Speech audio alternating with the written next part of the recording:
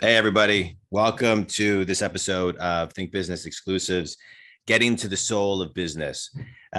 This series is a limited series that I am doing with just people who are making a difference in the world. And we're getting a little bit deeper than typical episodes of Think Business. And I'm honored to interview today's guest, Joshua Greene. Joshua, it's a pleasure to be connected with you through our mutual friend, Paul Kasheri. I'm grateful for that introduction. And I'm grateful to be talking about what we're talking about today. We're going to be talking a lot about you and your most recent book and a lot of the other things that you have done. Your most recent book, The Unbelievable True Story. It's called Unstoppable. Siggy Wilzig's astonishing journey from Auschwitz survivor and penniless immigrant to Wall Street legend. We're going to talk a lot about that book. I want to give a quick kind of review on you.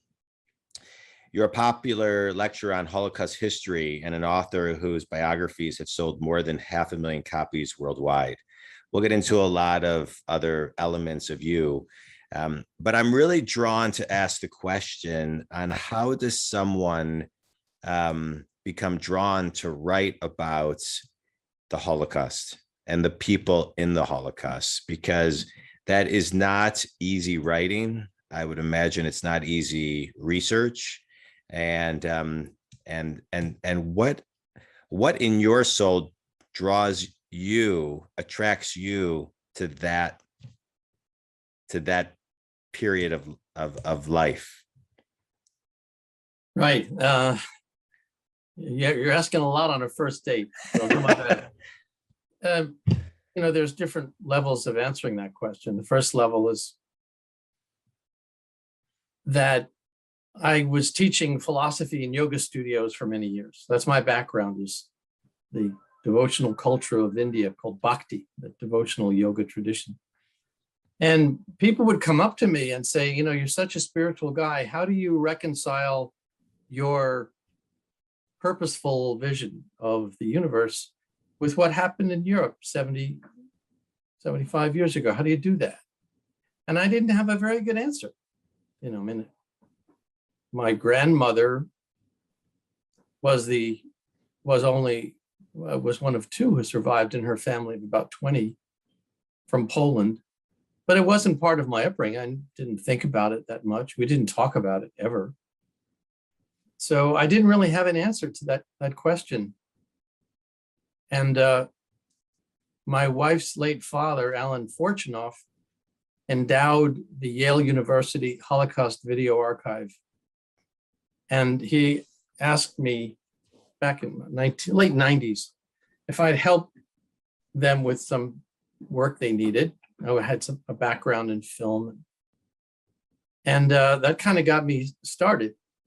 What I discovered there was that video testimony is an important balance to paper documentation. Uh-huh. It is said that papers don't bleed.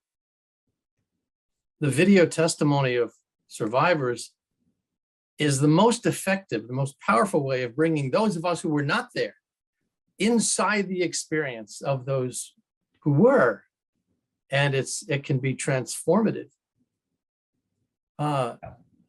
That's the most reasonable answer I think. Yeah, I want to dive into something that you said. You have this this deep spiritual piece of your DNA, of your soul, your teaching, and somebody asked you a question, you didn't have the answer. And so a lot of times I think people, if they don't have the answer, they'll look-ish maybe for it. But you really dove in.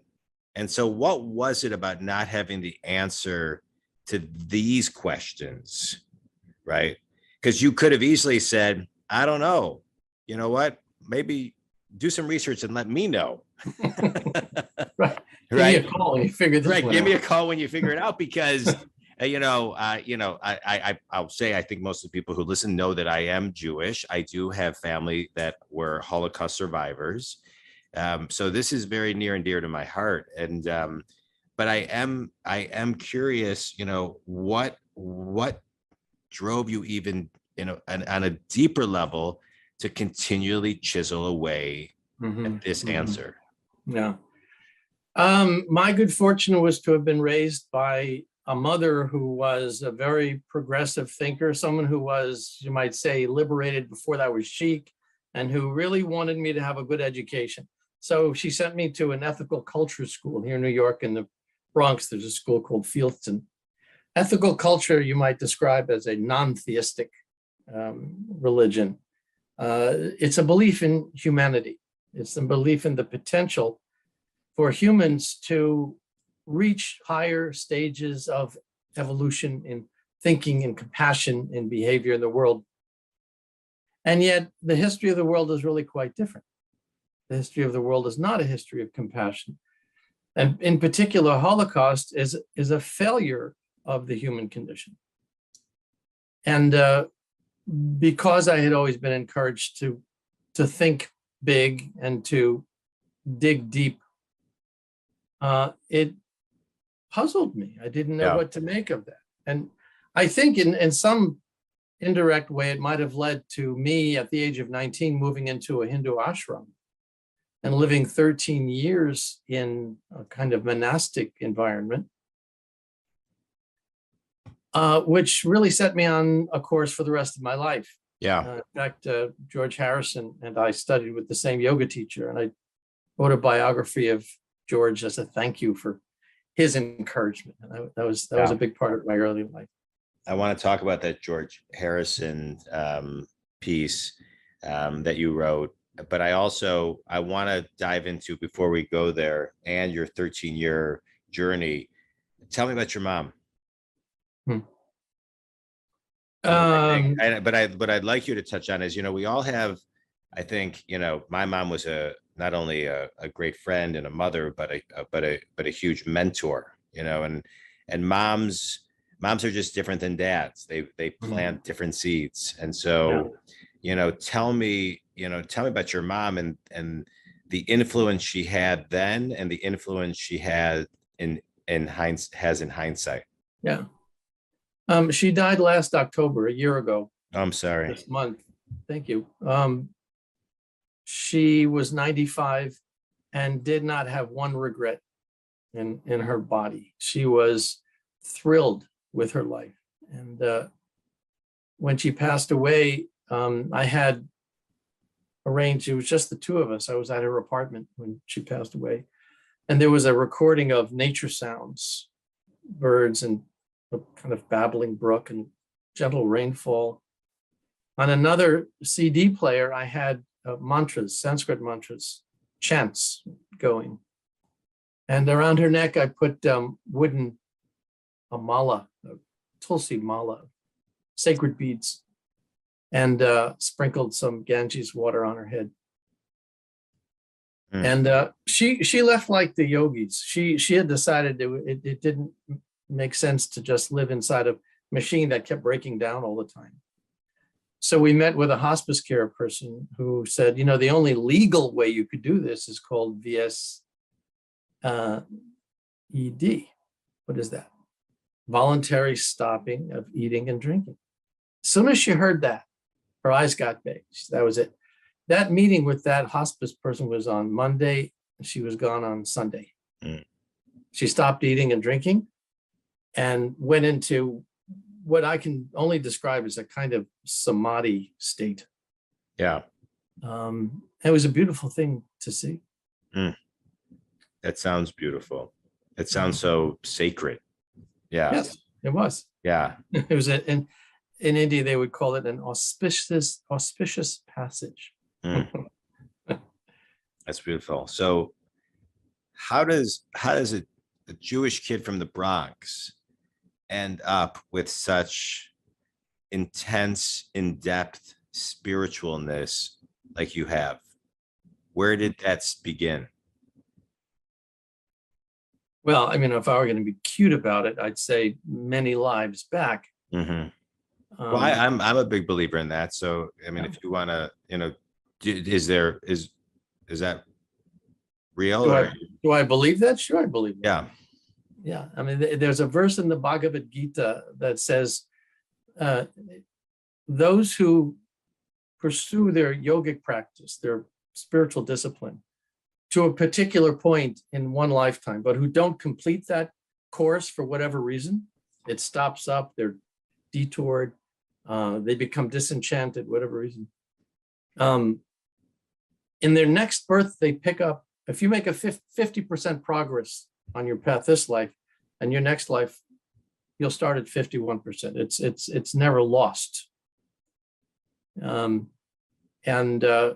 so there was some acknowledgement of something familiar when I met my teacher, Bhaktivedanta Swami, back in 1969.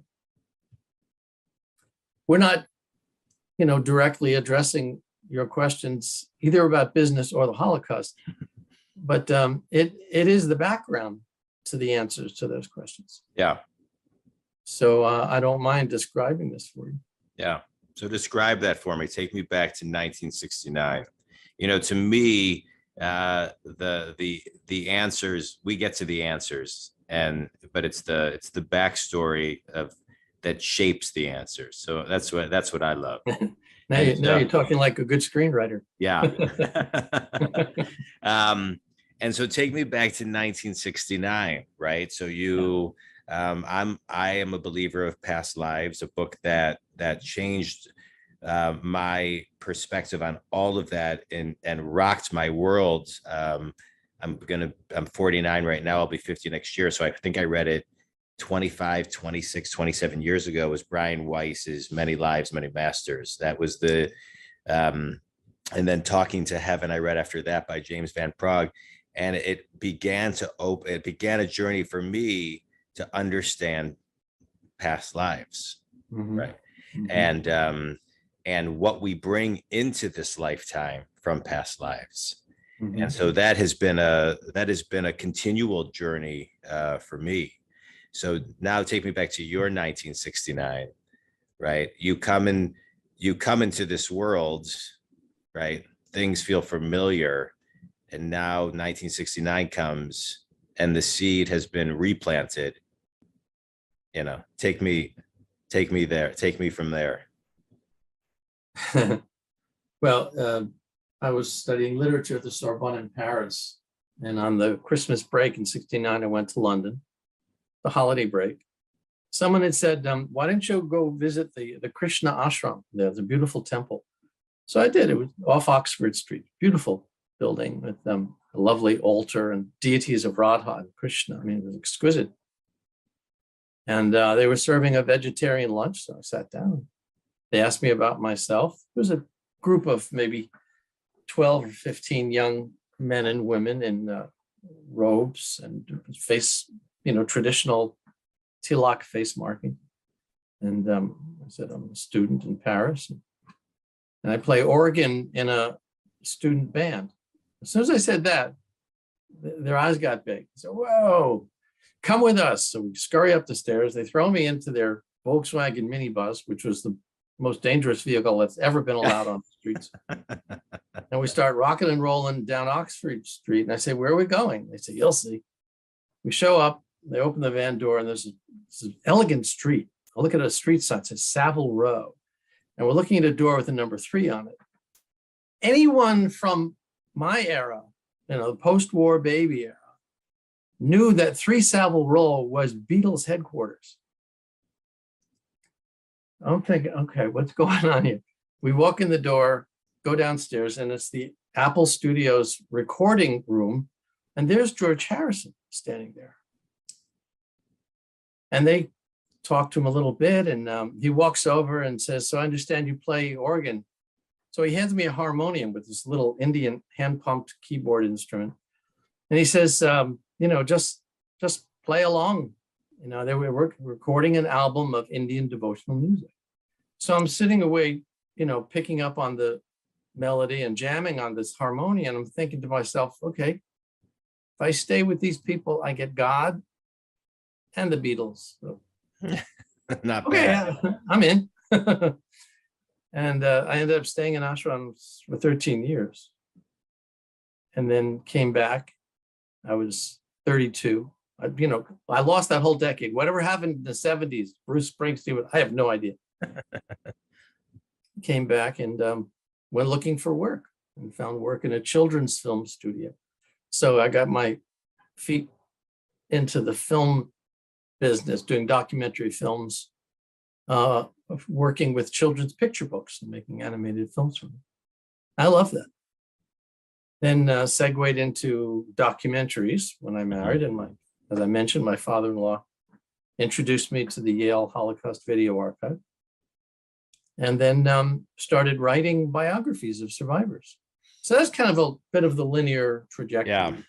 Yeah, no, that's amazing. When you were in the ashram, you said, "Oh, I've got the Beatles and I've God," right? Tell me about your relationship with God during that time. Well, the Beatles and God were very often confused for one another back in those days. Yeah. I didn't have a relationship with God. I was raised in a very agnostic, secular, home. I mean, my mom was fantastic. She was my best friend. I liked your description of your relationship with your mom. This was a being who came into the world and who played this role to perfection. Yeah. And now that being has moved on. And whether in a woman's body or man's body, I have no idea. But that person, I wish Godspeed. Did a great job with me. Since you believe in, oh, sorry, go ahead. Well, no, I mean, bottom line is it was the 60s, 69, 70, and the world was just in a state of turmoil, and young people were looking for all kinds of alternative paths. And so moving into an ashram, chanting on beads, becoming vegetarian, all that stuff really wasn't such a stretch. Yeah. And it wasn't about God. I mean, to this day, I don't consider myself religious. I'm not a religious person. God, I find dangerous. Krishna and the notion of bhakti and the idea of consciousness as having a personal dimension, I'm all over that. Yeah, let's talk about that. Yeah, let's talk about consciousness. I'm a big believer that, the same level of consciousness that gets you to where you are cannot get you to where you want to be. And we're all, I can't say we're all, I know I am, and I think many people are, whether they're conscious of it or not, always looking to grow their level of awareness, their frequency, their vibration, their level of consciousness. And so how have you, tapped into that, and what does raising your consciousness mean to you? And how, and I'm going to ask you a kind of a 3-pronged question, and how do you incorporate that into your books, into your writing? Nice bridge.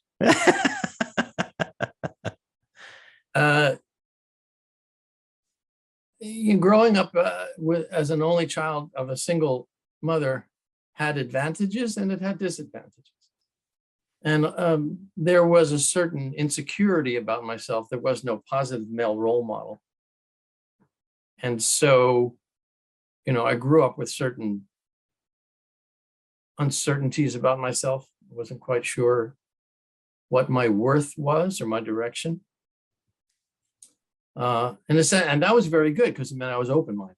Yeah. I could explore things. And my mom, bless her heart, was, encouraging that. She said, as long as you're not hurting yourself or anybody else, journey forth, go find out what's your bliss, find out what turns you on. And where I am now, that was more than a half century ago. I'm 71 now. Over the course of that time, what I've learned is a life well lived is a life lived in truth, in honesty, with impeccable motive, with greater concern for the well-being of others than for oneself, and with an ability to say, I have my particular covenant with divinity, but that doesn't make me wrong and me right and somebody else wrong. Everyone has their particular path that they're pursuing. Yeah. And that took me a long time to get to that point of not proselytizing, Yeah. of not wanting to convince somebody of anything.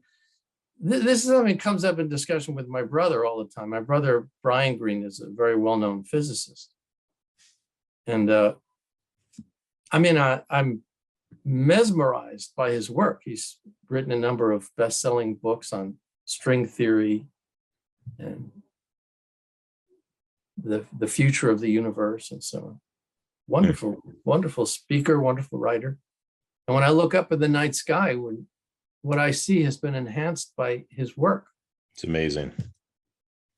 Where I can't go along with him is his conclusion that if you follow the physics far enough, you'll be able to find the origins of consciousness. That I can't follow. I don't see that the thing that makes us uniquely who we are, and now we're going to get to Siggy, is nothing more than a history of particles and wave forces and functions and energies interacting until they become self-aware. I have a hard time embracing that. Yeah. I think that can lead to some very dark places, and it does. Yeah. And, you don't have to become, a mantra chanting, deity worshiping, vegetarian yogi to be open to the idea that life is permanent. Yeah. That there's something more than the experiences of this one moment, this one frame in a series of frames that we call lives. Yeah. And yet, I think because anything that has to do with that tends to get bunched in with religion and faith and mysticism and things that have not done well historically. Yeah. Rational people just would prefer the physics particle theory. Yeah. That we're nothing but matter. There is nothing but matter in the universe. And any references to transcendent causes, multiple, many lifetimes, a permanent self that evolves has no place in that. I have a hard time with that. Yeah. No, I hear you on that. Wow. Smart family. So now if you want to ask me why I wrote about Siggy, I'll tell you. Yeah. I want to talk about your books. I have one more question about some of the stuff we just talked about, because as a business coach, I hear from a lot of people who have a difficult time understanding kind of what their worth is. And so you had made a comment that you were trying to figure that out.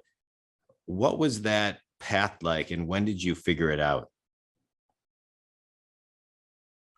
Over the course of many years of practice, how do you get to nirvana? Practice. Right. That's what my father-in-law says to my kids when we've been to New York with him. Hey kids, how do you get to Carnegie Hall? Practice. Yeah. Chant. It's a slow process. We've been transmigrating a very long time. The conditioning runs deep. Don't expect epiphanies overnight. Yeah. Look, I've been asked to talk about this stuff in workplaces. I've spoken at Microsoft. I've spoken at Bank of New York.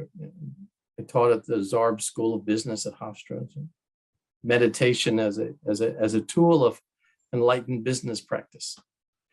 And when I go into workplaces, what I find is people who are terrified to speak up and say what they know, who will not criticize or offer constructive suggestions because they're worried about being marginalized or laughed at, or heaven forbid lose their job, at a time when people are trying so desperately to pay bills and just keep it all together. Yeah. And so, you know, corporations will pay a lot of money for, you know, a guy like me to come in and tell them things that the people around them could have told them if they were just willing to listen and Yeah. and not marginalize people who are willing to talk, speak up. And I find that the people who do well in a work environment are people who have very good self-reflective skills, self-analytical skills, who aren't afraid to say, I don't know. Yeah. Let's find out. Let's find out together. And for myself, I have discovered that that is greatly facilitated by a refreshed vision of myself and who I am. Yeah. You know, that there's a part of me that is not material, if you will. There's a part of me that is not the product of my particulate history. You know, that there are traumas and sadnesses in life, but they don't have to define who we are.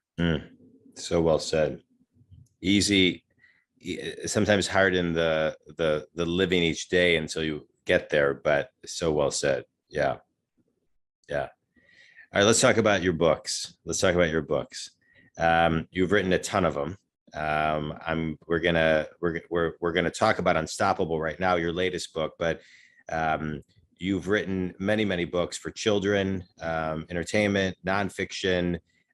You've written spiritual books, Swami and the Strange Land, Here Comes the Sun, about George Harrison, Gita Wisdom, for adults, Holocaust History, Witness, Voices from the Holocaust, Justice at, wait, what is it? Dachau. Dachau. Yeah. Sorry. I mean, I know Dachau, but my phonics is horrible. So, and now your latest book, Unstoppable. And so, you know, there's so many different ways that people have and continue to write about the Holocaust. I really would love to know how you landed on writing about Siggy. What got you to him in particular? His was a story that I had not encountered before, even though I've screened maybe 100 or 120 video testimonies by Holocaust survivors and have done biographies of maybe eight or nine. None exuded the joy for life that I found in Siggy. None had the same capacity for not only speaking about the darkness that he had gone through, but channeling that darkness into a tool that could help others. I'll give you some examples. Yeah. First of all, he loved the life so much. You know, he'd gone through 2 years in Auschwitz, forced labor, you know, a dozen selections for death, 2 death marches. He was 88 pounds when the American forces liberated him from Mauthausen. And he came here and just became such a big success. He was a volcano of a guy, 5'5", but a volcano, big explosive personality. He would stand up in the middle of restaurants and start singing and dancing. You know, people would elbow his kids saying, you know, was your father owned the restaurant? And no, he just loves life. When he passed away in 2003, he left behind him an oil and banking empire with more than $4 billion in assets. And he would stop everything. A guy who had no time for anything except work. If he heard that someone was sick or needed help, there was he heard that the son of one of his bank employees was suicidal. He had his driver take him to the guy's house and sat with the kid all day long, you know, and then told him his stories. He said, look, this is what I went through. You think you've got it bad? Let me tell you about Auschwitz. And you know, the impression that people got was, if he can go through what he went through and come out loving his life so much and taking joy in helping other people and doing what he can to support the state of Israel and Holocaust education and just every day was a celebration of some kind. Maybe I can too. So we need role models, character and that kind of positive behavior is in pretty short supply these days. So I thought his life was a story worth telling. Yeah. How can we, as we sit here recording this, it doesn't feel like COVID is still around, but it is. And I think sometimes people are having a hard time today. I hear this from a lot of people that I talk to. I hear this from clients. I hear this from people I interview. They're having a hard time finding joy, right? Finding joy. The Atlantic recently wrote an article. It's called "What If the Thing You're Waiting For Never Arrives?" It's basically an article that talks about the play Waiting for Godot. I think it's Godot, excuse me. Where it's this play about two guys kind of at the side of a road and getting irritated because what they're waiting for never comes. And it's talking about how the Delta variant and COVID is getting people kind of in that space, and it's hard for them to find joy. And so what would Siggy advise us to do today to find joy in kind of a COVID/post-COVID world? I think the first thing that he might say is, why are you focusing on the sad stuff? Mm-hmm. This wasn't a particular Siggyism. He had a lot of Siggyisms, but he might have said something to the effect of, in a beehive, there's lots of holes, but there's also a lot of honey. Why don't you look for the honey? Yeah. He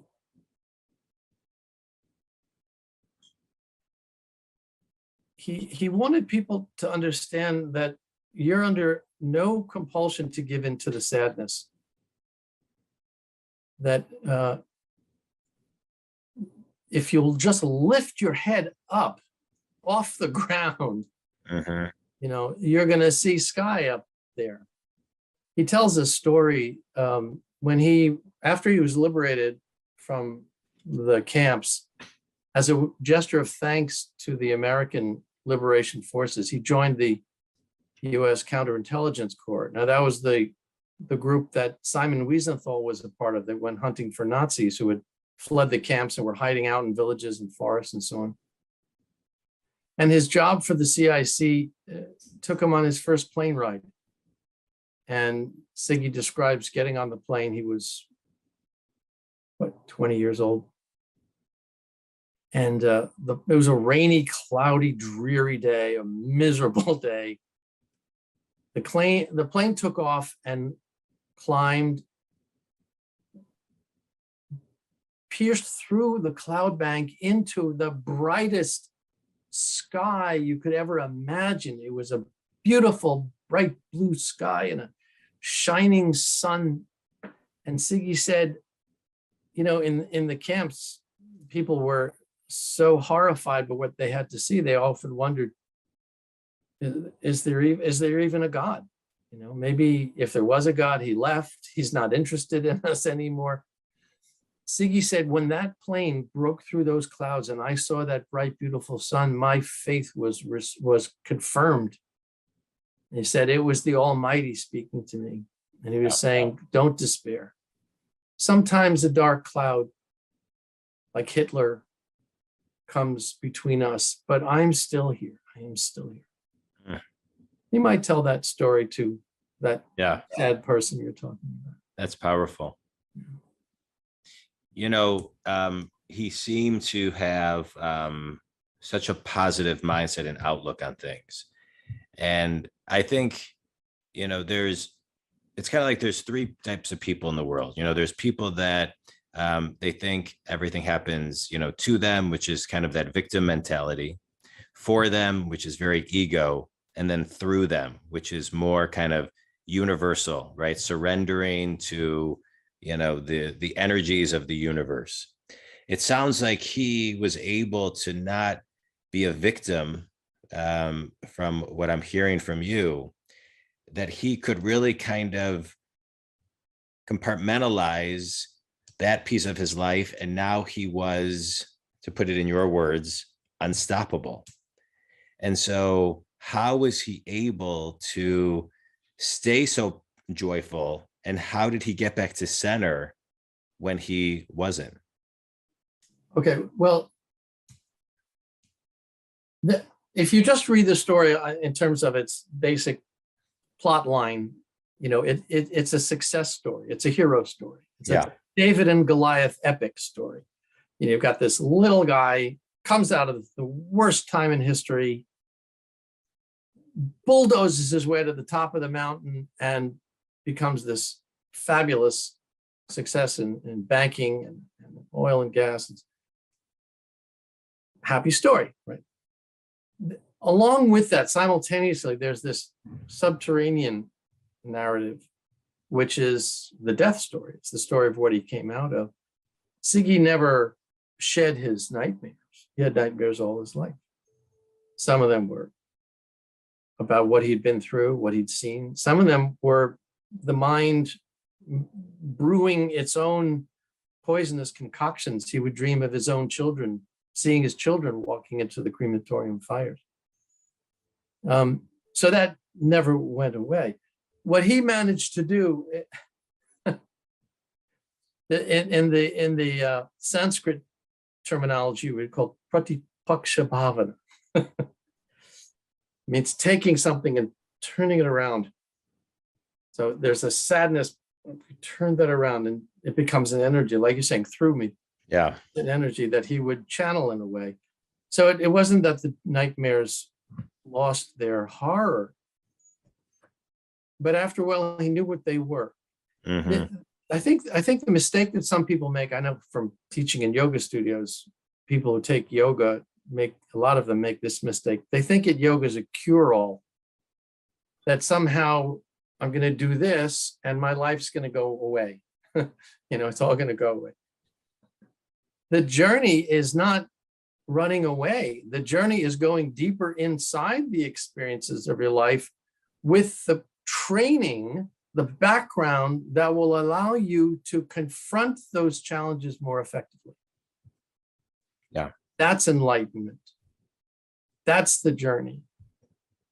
That's the moving toward the fulfillment of our life. It's Joe Campbell's monomyth. It's the search for the Holy Grail. It's the Jason and the Golden Fleece. It's going into the belly of the whale and having to turn that around and come out revitalized. So it's hard to swallow, but those tough moments are, under the right circumstances, if handled properly, grist for the mill. They're food for a kind of an unfolding that takes place. Now, please don't misunderstand me. If you're in a abusive partnership, don't think, oh, well, God wants me here because this is what's going to make me grow. Get the heck out of there. Right. Becoming a martyr isn't spiritual, it's stupid. Yeah. So there's a note of objectivity and realism that needs to be kept in mind here. Yeah, well said. But if properly guided, this is where the teacher comes in, the guru, someone who can help you kind of figure it all out. You can get through it. It can be done. And that's why I wanted to tell Siggy's story. Somehow, with mantras or, becoming vegetarian or practicing yoga or whatever, he found that. He found that path out of the forest. And again, not that it ever left him, but he was quite a guy. Yeah. What's his legacy today to those who knew him, or to even those who didn't know him? Oh, that's an easy question to answer. teach the Holocaust, study the Holocaust, don't forget the Holocaust. As soon as you do, you open the door to all kinds of horrors returning to visit us again. You remember the footage from January 6th? Of course. The insurrectionists with T-shirts that said Camp Auschwitz. Horrible. This isn't ancient history. This is front page news, this stuff. The anger and the hatred and the fear that have precipitated the tragedies that we've seen over the last few years come about because of an uncertainty over the things we don't understand. It's a really big moment in history right now to practice yogic breathing, just like, let's chill out, let's bring the fever down, and start talking again. Siggy was good for that. He was good for getting people talking. What did he teach you personally? That I could go back into this arena and not have to be afraid of it. I was done with the Holocaust. I did too many documentary films, too many books. I didn't want that anymore. The George Harrison biography, I was running around the house with my chin on the ground, and my wife says to me, "You got to find something else to write about." I said, "Like what?" So she says, "Well, you always have nice things to say about George. Why don't you write a book about him?" So I did. And that made me feel better. Yeah.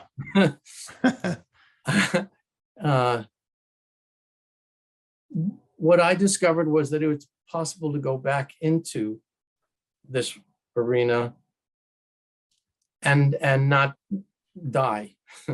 Yeah. Yeah. It's amazing. Tell me about the name of the book. I always love a good name. And so, how you kind of sum something up, in just a word, right? And, tell me about the name.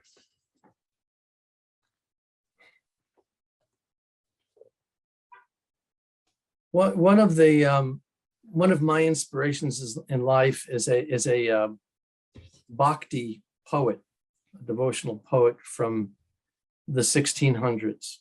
His name was Rupa Goswami. Rupa Goswami in his poetry describes love. And he says, if all the evidence says this has to stop now, but you can't, and you move forward and it grows deeper and richer, that's love. So it's working against all of the elements. It's going the extra distance. Yeah.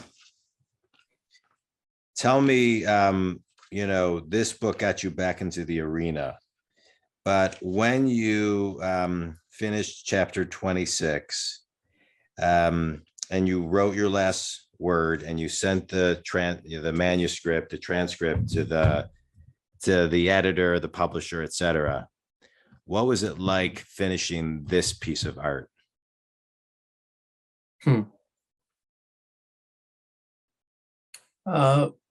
When I first got into this horrible line of work, a very well-known editor said to me, "Be prepared to not like anything you do ever again."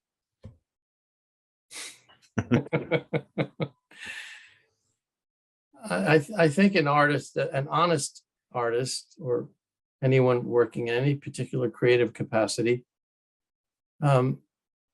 generally looks at the defects in what they've done. Of course, the irony in it is that most people never see those defects. They don't even know they're there. We can be our own harshest critics. So I sent it in and then immediately thought it wasn't ready to send in. And true to form, it went through a lot of revisions even after it was set in galleys. You find things, how did I miss that? How did I miss that? I missed that. But in general, I was happy because the intent was to offer people something that would be inspiring, that would say, we humans are capable of such extraordinary things, having gone through the darkest of times, having gone through circumstances that from a distance, you would say, it's impossible to survive that. Yeah. And yet life perseveres. You know, there's something so magnificent about the human state. Yeah. And it's good to be reminded of that. What an amazing, journey you have been on and continue to be on. And, so let's go back for a minute to that yoga studio where people kept on asking you questions. And you thought to yourself, I don't have the answer. So take me to one of those students that asked you a question. How would you answer that today? If the question was, you have such a beautiful view of a purposeful creation, how do you reconcile that with what happened in Europe 80 years ago? Correct. Have you found the answer? I've found a cliche. Yeah. Or if you will, a short form answer. And it is that when we turn away from our true nature, when we turn away from our true self, we can fall very, very, very far. Yeah. When we turn toward our true nature, we can soar very, very high. It's beautiful. It's beautiful. Everybody can buy the book on Amazon, as well as all of your other books. Tell everybody one thing. We've talked about your journey, Siggy's. What do you want your legacy to be 100 years from today? Well, you really do expect a lot on a first date. I'm 100 years from now. I hope I've disappeared from the scene. I don't think I'm all that special. I really don't think there's anything that, I have to preserve in stone for some reason. Yeah. The books will be around, and I think they may be of some value to some people. And that's a consolation, if you will, to our mortality. Yeah. I'm comfortable. I have no, like my mom, I guess, I have no regrets. Yeah. I have two wonderful kids. I'm surrounded by the love of my family. Yeah. Tell me about your family. Well, my wife is a retail executive, and she has the only key to the closet where my old monastery robes and beads are hanging. My son is a marvelous, marvelous, marvelous soul who is a pilot for Southwest Airlines. He's 42.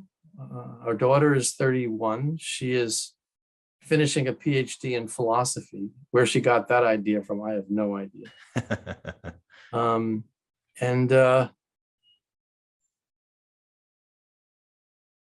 And the flowers outside my window in the spring are beautiful, and I don't know what else I can tell you. Yeah, you can answer this last question for me. What's your favorite book behind you, minus your own? That question, which comes up a lot, is A River in Motion. It depends on the mood. It depends. It's like asking what kind of music do you like. Depends what you're doing. Yeah. I mean, I like jazz. I like blues. I love classical. It depends on what's going on. Depends on the day. I get it. What do you do for fun? Dance. I'm not a good dancer, but I enjoy it. Good. And what else? Take walks with my dear wife. Nice. And have conversations with nice people like you. Well, thanks. I've loved this conversation. I think you, Joshua, define humility, which I think is a characteristic that is not seen enough, right today, especially with social media and things of that nature.